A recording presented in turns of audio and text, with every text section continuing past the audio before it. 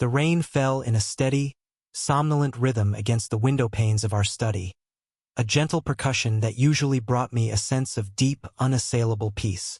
It was a Sunday afternoon in late October, the kind of day that felt custom-made for woolen sweaters, steaming mugs of tea, and the quiet companionship that had been the bedrock of my 12-year marriage to Liam. The house, a sprawling Victorian we'd painstakingly restored, was silent save for the rain and the whisper of pages as I turned my book. Our daughter, 9-year-old Lily, was at a friend's birthday party, leaving the afternoon to stretch out before us, a rare gift of uninterrupted quiet. Liam was a man carved from stillness and strength. An architect by trade, his nature mirrored his profession. Meticulous, patient, and with an unerring ability to see the solid foundation beneath any chaos. He was my anchor. When my own artistic temperament a potter sent me spinning into creative frenzies or existential doldrums, Liam was the calm voice, the steady hand, the one who would ground me with a simple phrase like, "Breathe, Elara. Just breathe." He was a wonderful father, his love for Lily a tangible thing, a warm, protective cloak around our family. Our life wasn't just happy. It was curated, a masterpiece of domestic bliss built on a foundation of what I believed to be absolute trust. I loved him with a totality that felt elemental, as if he were the very gravity that held my world together. That afternoon, a sudden, uncharacteristic burst of productive energy seized me. The study, our shared space of creativity and work, had one particular corner that had descended into entropy: the electronics graveyard. It was a large, antique wooden chest filled with a tangled morass of old chargers, obsolete digital cameras, and a collection of forgotten mobile phones, each a tiny fossil from a previous technological era. "I'm going to tackle the chest of doom," I announced, setting my book aside. Liam looked up from his blueprints, a slow smile spreading across his handsome face. The faint laugh lines around his eyes crinkled. "Are you sure you're prepared for that journey into the digital netherworld? You might not come back." "I'll leave a trail of breadcrumbs," I retorted, kissing the top of his head. His hair smelled of sandalwood and the faint, clean scent of the rain he'd walked through earlier. A small, perfect detail in the mosaic of our perfect life. I knelt before the chest and lifted the heavy lid. The scent of dust and old plastic rose to meet me. Inside was a rat's nest of cables and devices. My fingers sifted through them, unearthing a flip phone from my college days, a bulky digital camera that had captured our honeymoon in Italy, and then a sleek, black smartphone I recognized as one of Liam's from years ago. It was a model from just before we'd met, a relic from his bachelor life. I held it in my palm. It was surprisingly heavy, a solid, inert block of glass and metal. A wave of affectionate curiosity washed over me. This was a piece of him I'd never known. The Liam before me, the Liam before Lily, the Liam who was still just an architect with a promising future, living in a sterile downtown apartment. What kind of pictures did he take? What music did he listen to? On a whim, I began to search through the tangled cables for a matching charger. Felt like a treasure hunt. After several minutes of frustrating trial and error, I found one. I plugged it into the wall and connected it to the phone. For a moment, nothing happened. I was about to give up, to toss it back into the chest, when the screen flickered to life, displaying a charging icon. A small, triumphant smile touched my lips. I left it to charge, busying myself with sorting the other electronic detritus. I created piles. Keep, donate, recycle. The task was mindless, methodical, and deeply satisfying. An hour later, I returned to the phone. The battery was at 70%. My heart gave a little flutter of anticipation, the kind you get before opening a time capsule. I pressed the power button. The phone vibrated and an old, pixelated logo bloomed on the screen. It asked for a passcode. My heart sank for a second, then I tried the most obvious one, his birthday. 0-8-1-5. Access granted. The home screen was surprisingly sparse. A few generic apps, a plain blue background. I navigated first to the photo gallery. My breath caught. There he was, younger, his face less lined, but with the same steady eyes. Pictures of him with friends I'd later come to know, all of them looking impossibly young and carefree. Photos of building sites, architectural models, and a few blurry concert shots. There was a woman in a few of the photos, a pretty brunette. An ex-girlfriend, I presumed. I felt a faint, harmless prickle of retroactive jealousy, then dismissed it. This was his history. It was part of the story that led him to me. I scrolled through his contacts, recognizing names. His parents, his brother, his college roommate, Mark, who had been the best man at our wedding. I browsed his text messages, but most were mundane exchanges about meeting up for drinks or work-related queries. Nothing revelatory. A part of me was almost disappointed, another part relieved. The mystery of Priolera Liam was, it seemed, rather ordinary. I was about to turn the phone off when I saw the application icon for voicemail. It had a small red circle with a 1 in it. A single, saved message, unlistened to or perhaps saved for a reason. My curiosity, which had begun to wane, flared back to life. The date on the notification was over 13 years ago. June 12th, a full year before I met him. Who would leave a voicemail that Liam would feel compelled to save for so long? I pressed the icon. A list of deleted messages appeared, all grayed out, but at the very top was one in bold, marked saved. The caller was listed simply as Mark, his best man. A strange sense of unease began to creep up my spine. It was irrational. Mark was our friend. A jovial, slightly goofy guy who worked in finance and told terrible jokes at our dinner parties. What could he possibly have said that was so important? I pressed play. The speaker on the old phone was tinny, and the connection was poor, filled with static and a distant, echoing quality, as if the call had been made from a tunnel. Then Mark's voice came through, and it was a voice I had never heard before. It wasn't the cheerful, booming voice of our friend. This was a choked, ragged whisper, laced with a terror so profound it felt like a physical thing, reaching out from the past to coil in my stomach. Liam, Liam. Pick up. Damn it. Pick up the phone. There was a pause, filled with a harsh, gulping sound, like someone trying to swallow back vomit. The sound of wind whistled in the background. Oh God, Liam, what did we do? What did we do? His voice cracked on the last word, breaking into a sob. She's not Christ. She's not breathing, man. I checked, and she's just lying there. Her eyes, he choked again. A wet, desperate sound. We have to call someone. We have to call the police. An ambulance. Something. My own breath hitched in my throat. My hand, holding the phone, began to tremble. This had to be some kind of sick joke. A prank. But the terror in Mark's voice was not fake. It was the sound of a soul fracturing. There was another pause on the recording, longer this time. I could hear Mark taking deep, shuddering breaths.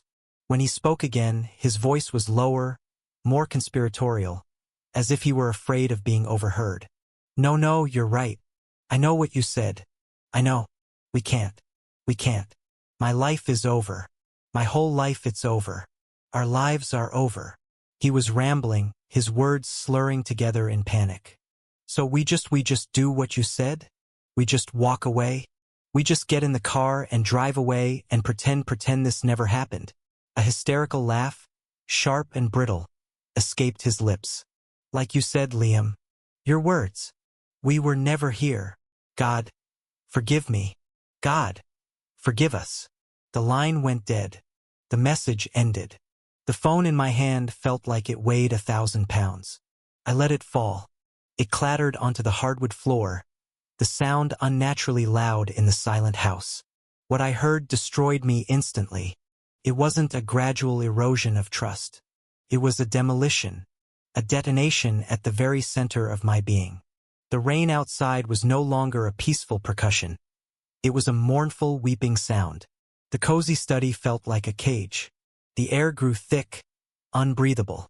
My mind refused to process it. It was like trying to solve an impossible equation. Liam, my Liam, the man who gently nursed a baby bird that had fallen from its nest last spring. The man who cried during the father-daughter dance at his brother's wedding. The man whose entire being radiated decency and calm. And the man on the recording. The Liam who had apparently told his friend to walk away from a girl who wasn't breathing. The Liam who had orchestrated a cover-up. The Liam who had said, "We were never here." The two images warred in my head, a cognitive dissonance so violent it made me physically nauseous. I scrambled to my feet and stumbled to the bathroom. My hands braced on the cool porcelain of the sink as I dry heaved, my body convulsing with a horror that had no name. I stared at my reflection in the mirror. My face was pale, my eyes wide with a terror that mirrored the one I'd heard in Mark's voice. Who was I? Who was the woman who had slept next to a man for 12 years, borne his child, built a life with him and known nothing? Absolutely nothing of the darkness he carried inside him. The secret wasn't just a secret. It was a foundational lie. Our entire life, every shared smile, every tender touch, every whispered "I love you," was now superimposed over the image of a girl lying on the ground, her eyes open and unseeing. I stumbled back into the study and picked up the phone, my fingers fumbling. I had to hear it again. I needed to be sure. My thumb hovered over the play button, then pressed down. The tinny, static-filled voice filled the room once more. "What did we do? She's not breathing, man. We just get in the car and drive away? Like you said, Liam. Your words. We were never here." It was real. The words hammered into me, each one a nail in the coffin of the life I thought I had. I sank to the floor, wrapping my arms around myself, rocking back and forth. A low, wounded sound escaped my lips, the cry of an animal caught in a trap. My mind, now a whirlwind of panic and despair, began to claw through my memories, desperately searching for what? A sign. A clue. Something that should have told me. And with the sick, cold dread of hindsight, the pieces began to click into place. There was the trip we'd planned to the Berkshires 5 years ago. We were supposed to go hiking near a small town called Northwood. Liam had been enthusiastic until I'd mentioned the specific town, and then he'd suddenly, inexplicably, shut down. He'd manufactured a work emergency, insisting we had to cancel. At the time, I'd been annoyed but accepted it. Now, the name Northwood echoed in my head with sinister significance. Was that where it happened? And the nightmares. In the first few years of our marriage, he'd sometimes wake up thrashing, drenched in sweat, a strangled cry on his lips. When I'd ask him what was wrong, he'd always brush it off. "Just a stupid dream," he'd murmur, pulling me close. His embrace, which I'd always interpreted as him seeking comfort, now felt like he was silencing me, holding me tight to keep the truth from spilling out. The nightmares had faded over the years. Had he managed to bury the memory that deep? Then there was his relationship with Mark. They were close, but there was a strange tension beneath the surface.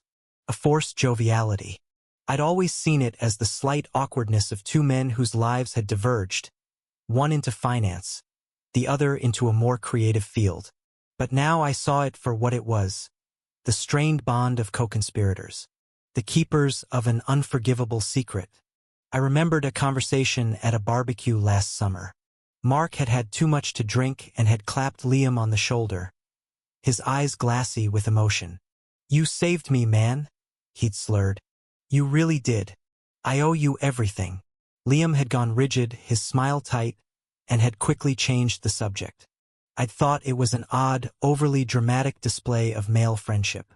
Now the words carried a chilling weight. He hadn't saved him from a bad investment. He'd saved him from a prison sentence. A girl who wasn't breathing. Who was she? Did she have a name? A family?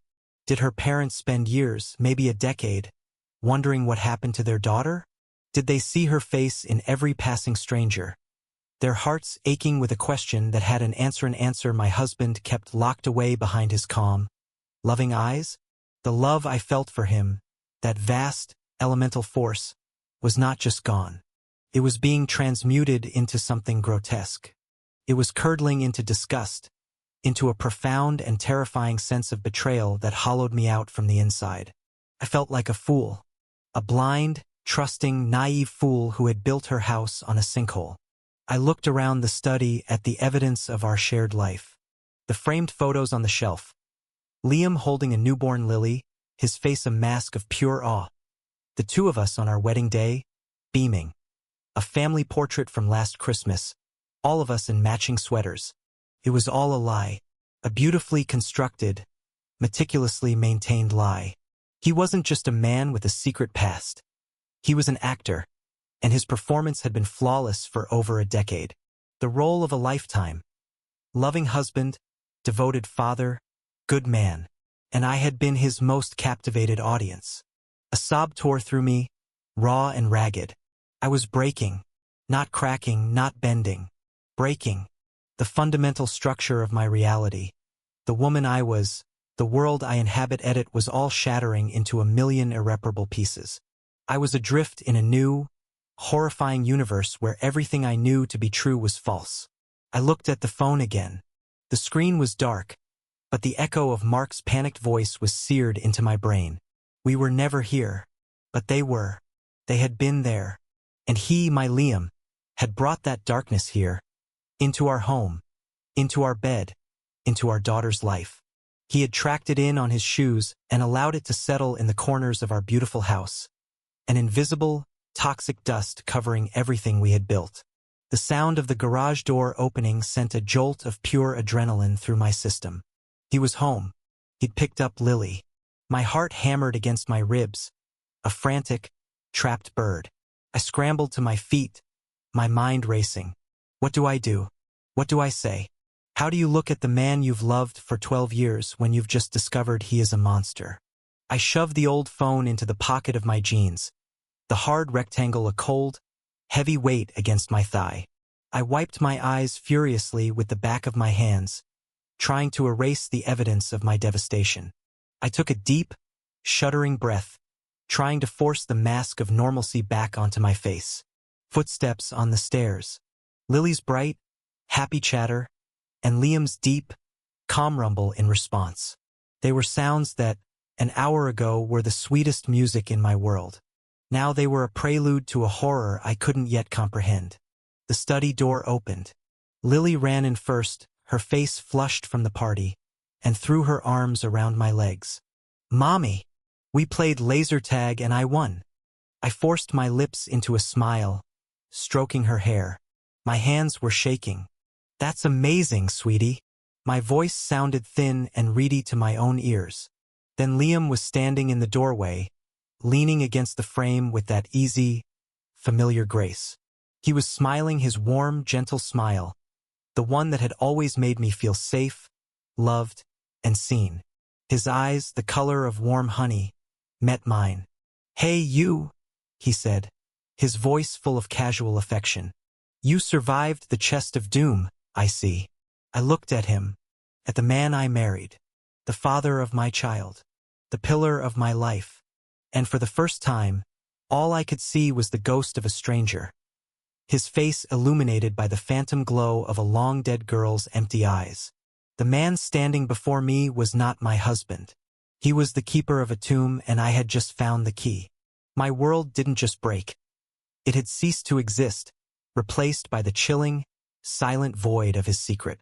The mask I wore was made of paper-thin composure, and I could feel it threatening to tear with every breath. Lily's cheerful chatter about cake and laser tag filled the space between us. A fragile, innocent bridge over the gaping chasm that had just opened in my life. I answered her questions in monosyllables, my voice a stranger's in my own throat. My entire consciousness was focused on one thing, the cold, hard rectangle of the phone in my pocket. It felt less like a device and more like a shard of shrapnel lodged near my heart. Liam, blissfully unaware, moved through the familiar evening rituals. "All right, Picasso," he said to Lily, ruffling her hair. "Time to wash up for dinner. I'm thinking grilled cheese and tomato soup. A classic for a rainy day." He looked at me, his brow furrowed with a flicker of concern. "You okay, Elle? You seem quiet." I forced a smile that felt like broken glass in my mouth. "Just tired." The decluttering was more exhausting than I thought. The lie came easily, and the ease of it horrified me. How many lies had he told me? Thousands? Millions? Was our entire relationship an intricate fabrication, and had I just unknowingly become a part of it? Dinner was an exercise in surreal torture. I sat at our familiar oak table, the warm glow of the overhead lamp illuminating a scene of perfect domesticity. Liam, the doting father, cutting Lily's sandwich into triangles. Lily, the happy child, dunking her sandwich into her soup with gusto. And me, the ghost at the feast, my food tasting like ash. Every move Liam made was now under a horrifying new microscope. The way he carefully wiped a drop of soup from the table seemed less like tidiness and more like a pathological need to erase any imperfection, any evidence of a mess. The patient way he listened to Lily's rambling story about the birthday party felt like a performance, an act of calculated gentleness designed to mask the cold-blooded pragmatist who could advise a friend to abandon a dying girl. I watched his hands, strong, capable hands that I had held 1,000 times, hands that had built models of beautiful buildings, hands that had cradled our newborn daughter, hands that had caressed my body with what I thought was love. Now, I could only picture those same hands checking for a pulse and finding none. I felt a wave of revulsion so strong I had to grip the edge of the table to steady myself. "Alara, you've barely touched your food," Liam said, his voice soft with concern. I looked up, meeting his eyes. For a terrifying second, I thought I would shatter right there, that a scream of accusation would tear out of my throat. But then I saw Lily looking from his face to mine, her own small brow furrowed. For her, I held it together. "I'm really not hungry," I said, pushing my bowl away. "I think I have a headache coming on." After dinner, the agonizing charade continued. I helped Lily with her homework, my mind a million miles away. The words on the page math problems, spelling words, were meaningless symbols. The only words that mattered were the ones burned into my memory from Mark's voicemail. We were never here. The bedtime ritual was the worst. Liam read Lily a chapter from her favorite book, his voice a calm, soothing baritone. I sat on the edge of her bed, stroking her hair, my touch feeling disconnected, robotic. I was watching a play of my own life from a great distance. As Liam finished the chapter and kissed Lily's forehead, she looked at me. "Are you sad, Mommy?" she asked, her voice small and sleepy. The question pierced through my carefully constructed armor. I leaned down and kissed her, my lips trembling. "No, sweetie. Mommy's just very, very tired." "I love you," she murmured, her eyes already drifting closed. "I love you more than anything in the world," I whispered, and it was the only true thing I had said all evening. Liam and I walked out of her room, leaving the door cracked open. The hallway was dim, the silence of the house pressing in on us. This was it. The moment I had been dreading and, in a dark way, craving since I first heard the message. There were no more buffers, no more distractions. Just the two of us and the monstrous secret that now stood between us. We went downstairs. He poured himself a glass of whiskey, the clink of the bottle against the glass echoing in the quiet. He offered me one, but I shook my head. I needed my mind to be perfectly, brutally clear. He settled into his favorite leather armchair, the one he always sat in to unwind. I remained standing, a sentinel in the middle of the room, my arms crossed tightly over my chest. "Okay," he said, taking a sip of his drink. "What's really going on, Alara? You've been a million miles away all evening. Did something happen?" My heart was a frantic drum against my ribs. My throat was dry. I couldn't form the words. So I didn't. I reached into my pocket, my fingers closing around the cold, smooth shape of the old phone. I pulled it out and held it up. His eyes followed the movement, a flicker of confusion in their depths.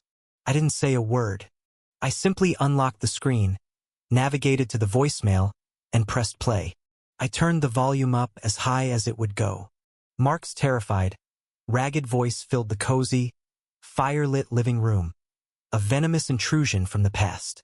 Liam, pick up, damn it, pick up the phone." I watched Liam's face. As the first words spilled from the phone's tinny speaker, his expression of mild confusion froze. The blood drained from his face, leaving it a sickly, ashen gray. The easy confidence, the calm authority he always carried, evaporated in an instant. He looked diminished. His shoulders slumped. Oh God, Liam, what did we do? What did we do? The glass of whiskey trembled in his hand. His knuckles were white. He stared at the phone in my hand as if it were a snake poised to strike. She's not breathing, man. I checked. A low, strangled sound escaped his lips. He looked up at me, his eyes wide with a dawning, panicked horror. It wasn't the look of a man wrongly accused. It was the look of a man whose carefully buried tomb had just been violently excavated. We just get in the car and drive away like you said, Liam. Your words.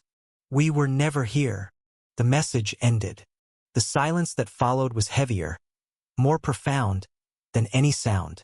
It was thick with 13 years of deceit, with the ghost of a dead girl, with the complete and utter annihilation of our marriage. I lowered the phone, my hand shaking uncontrollably. My gaze was locked on his, demanding, accusing. He opened his mouth to speak, but no words came out. He just stared at me, his chest rising and falling in shallow, rapid breaths.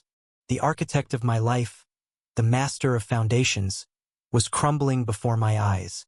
Where, he finally rasped, his voice a dry whisper. Where did you get that? The chest of doom, I said, my voice cold and flat. Your old phone. He closed his eyes, a shudder running through his entire body. The whiskey glass slipped from his fingers and crashed onto the Persian rug, the amber liquid spreading like a dark, accusing stain. He didn't even seem to notice. He leaned forward, burying his face in his hands, his body racked with a silent, violent tremor. I felt nothing. No piti. No empathy. Just a vast, cold emptiness. The man I had loved was gone, replaced by this cowering stranger. Who was she, Liam? I asked, the question sharp as a shard of ice. He didn't answer. He just kept shaking his head into his hands, as if he could deny the reality of what was happening. Who was she? I repeated, my voice rising, cracking with a pain so deep it felt like it was tearing me in two. She had a name, didn't she? She wasn't just a problem you had to walk away from. She was a person. She had a name. He finally looked up, his face streaked with tears. The sight of his tears didn't move me. They felt like another lie, another performance. Her name was Sarah, he whispered, his voice broken. Sarah Jenkins. The name hung in the air between us. Sarah, a real person. My breath caught in my chest. Tell me, I commanded. Tell me everything. Not the version you told yourself to sleep at night. Not the lie you've been living for 13 years. Tell me the truth. I have a right to know the truth that my entire life has been built on. He took a long, ragged breath and began to speak. And with every word he uttered, the last vestiges of our life together turned to dust. It happened in June, the summer after he'd finished his master's degree. He, Mark, and a few other friends had rented a cabin for a weekend in the Berkshires, near a small town called Northwood. My blood ran cold. They had a party. There was drinking, a lot of it. Sarah was there with a friend. She was bright, he said, a student at a nearby college, funny and full of life. Liam had been talking to her most of the night. There was a flirtation and energy between them. Late in the evening, they went for a walk down by a small river that ran behind the cabin. They argued. He couldn't even remember what it was about, something stupid, drunken, and meaningless. But the argument escalated. He was arrogant, he said, drunk on alcohol and his own sense of a brilliant future stretching out before him. She turned to walk away, back to the cabin. He'd grabbed her arm to stop her, to make her listen. She'd pulled away, stumbled backward. The riverbank was slick with moss and rain. Her feet slipped. There was a single, sharp cry, and then the sickening, hollow thud of her head hitting a large, flat rock at the water's edge. Panic, he said, was a physical thing. It was cold and hot at the same time, a screaming in his ears that drowned out everything else. He and Mark, who had followed them out, rushed to her side. She was unconscious. There was blood. They tried to wake her up, but she was limp. Mark, who had taken a first aid course, checked her pulse, her breathing. There was nothing. It was an accident, he sobbed, looking at me with pleading eyes. Alara, I swear, it was an accident. I grabbed her arm. An accident that you covered up? I stated, my voice devoid of emotion. An accident that you ran away from. You left her there to die. She was gone, he choked out. And we panicked. All I could see was my entire life, my future, everything I had worked for, disappearing. Prison. Scandal. My parents, I was 25 years old and I was a coward. A selfish, terrified coward. He was the one who made the call. He was the calm one, the architect. He saw the structure of the problem and designed a solution. The solution was to erase themselves from the equation. They wiped their fingerprints from anything they might have touched, went back to the party as if nothing had happened, and rallied everyone to leave early. They drove away. They never looked back. Mark had the breakdown on the drive home, pulling over to the side of the road, hysterical. That's when he'd left the voicemail, a moment of weakness that Liam had instructed him to delete immediately. But Mark, in his panic, had saved it by mistake. We promised each other we would never speak of it again, Liam continued, his voice barely a whisper. We followed the news for months. The police ruled it an accidental death. They assumed she had been walking alone, slipped, and fell. There were no witnesses. No suspects. We got away with it. He looked up at me, his face a ruin of shame and desperation. I've lived with it every single day, Alara. Every single day. When I met you, it was like the sun coming out for the first time. You were so good, so pure. You were my redemption. I thought I could build a new life, a good life, and that it would be enough. That I could become the man you deserved. The man I deserved? I laughed. A harsh, ugly sound. The man I deserved wouldn't have a tomb in his past. The man I deserved wouldn't build our home on a foundation of lies and a young woman's body. You didn't become a good man, Liam. You just became a better actor. The truth of it settled in my bones. He hadn't loved me into existence. He had used me as a shield. Our life, our daughter, our homite was all part of his elaborate cover. A way to prove to himself that he wasn't a monster. What about her family? I asked, my voice dangerously quiet. Did you ever think about them? Her parents? Wondering for the rest of their lives what really happened to their daughter on that riverbank. He flinched as if I'd struck him. Yes, he whispered. All the time. I set up an anonymous scholarship in her name at her college. I donate to it every year. It was all I could think to do. The gesture, which he probably intended as a sign of his remorse, struck me as grotesque. Penance paid with secret money, a way to assuage a guilty conscience without ever facing true consequences. I stood there in the wreckage of our living room, in the wreckage of my life, and I felt a strange and terrible clarity. The love was gone. The trust was gone. The man I had married had died an hour ago in the study. This weeping, broken creature in front of me was a stranger. I couldn't stay. I couldn't sleep in a bed next to him, knowing what I knew. I couldn't raise our daughter in a house haunted by such a profound and toxic lie. I couldn't look at him without seeing Sarah Jenkins's ghost reflected in his eyes. To stay would be to become a co-conspirator, a keeper of his secret. It would poison me. It would poison Lily. I want you to pack a bag, I said, my voice as steady as his had once been. I want you to leave. Tonight. His head snapped up, his eyes wide with disbelief and a fresh wave of panic. Alara, no. Please. We can fix this. We can go to therapy. I can do anything. Don't do this. Don't throw this all away. Think of Lily. I am thinking of Lily. I shot back, my voice shaking with a final, furious burst of pain. I will not let her be raised by a man who is a living, breathing lie. You didn't just break my heart, Liam. You broke reality. You broke everything. There is nothing left to fix. The foundation is poison.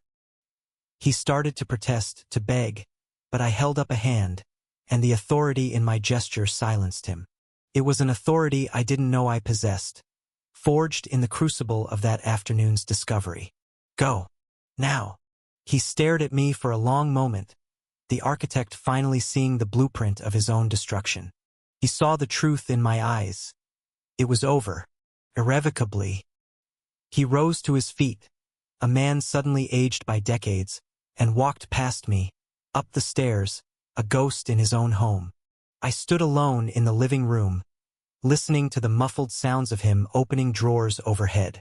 The phone was still on the coffee table. I picked it up, my thumb hovering over the delete button.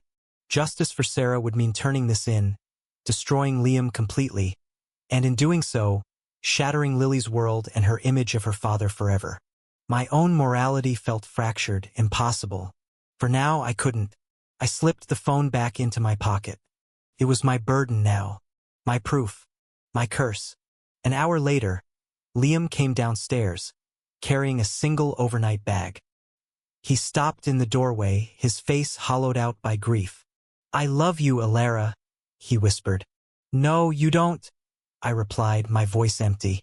"You loved the idea of me. You loved the refuge I provided. The man I loved never actually existed." He opened his mouth, then closed it. There was nothing left to say. He turned and walked out the front door, closing it softly behind him. The click of the latch echoed in the silent house, a sound of absolute finality. I sank onto the sofa, the strength that had carried me through the confrontation draining away, leaving me a trembling, hollow shell. The rain had stopped. I looked around the room at the life we had built. It was all still here, the photos, the furniture, the books, but it was nothing more than a set. A stage for a play whose lead actor had just made his final exit. I was completely and utterly broken, shattered into pieces so small I didn't know if they could ever be put back together. But as I sat there in the ruins, a new, terrifying thought emerged. I was broken, yes, but I was also free. Free from the lie. The perfect life was a cage, and the door had just been blown off its hinges. I had no idea what lay beyond it, only the chilling certainty that nothing would ever be the same. I was alone, with my daughter asleep upstairs, in a house full of ghosts, holding the single terrible secret that had destroyed one world and, in its place, left only a cold, uncertain void.